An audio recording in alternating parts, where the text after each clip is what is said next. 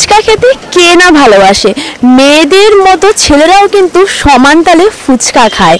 হ্যাঁ, এরকমই একটি জায়গা রয়েছে রথতলার শহীদ পল্লী। নদিয়ার রথতলার এই শহীদ পল্লীতে 10 টাকায় 14 থেকে 15টি ফুচকা মেলে, কিন্তু বর্তমান বাজার দরে এত কম টাকায় 14 থেকে 15টি ফুচকা আপনি আর কোথাও পাবেন না।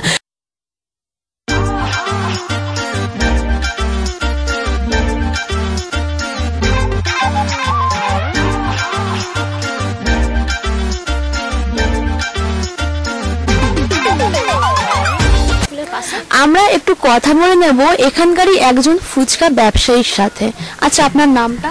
আমার নাম নীলা বালা। আচ্ছা, মানে কতদিন থেকে আপনারা এখানে রয়েছেন? এই ফুচকা ব্যবসাটা কতদিন থেকে? ফুচকার ব্যবসা রয়েছে প্রায় 16-17 বছর হয়ে গেল, কিন্তু আমি এখানে ব্যবসা করছি মাত্র 6 বছর।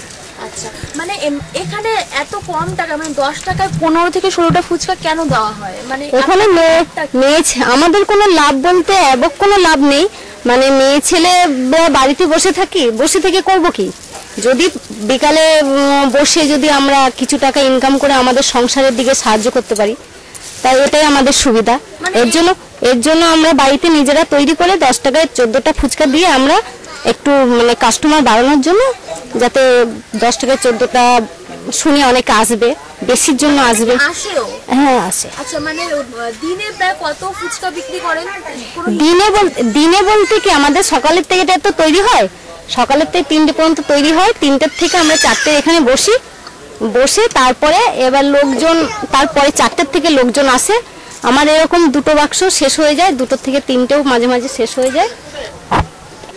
মানে এটি এমন একটি জায়গা যেখানে মানে ফুচকা খেলে শুধু মন না, পেটও ভরবে। তাই মন পেট দুটোই ভরতে আমিও শুরু করে দিয়েছি ফুচকা খাওয়া। একটু রিভিউটা খেয়ে আমি বলছি।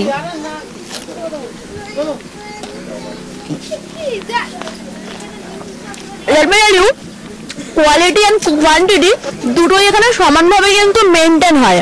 তো যারা এখনো জানো না বা এখন অব্দি ফুচকা পাড়ায় আসুনি, খুব শীঘ্রই চলে আসো এই ফুচকা পাড়ায়, পেট মন দুটোই ভরবে। ক্যামেরায় সুদীপার সাথে আমি মধুমিতা, নিউজ বাংলা 24x7।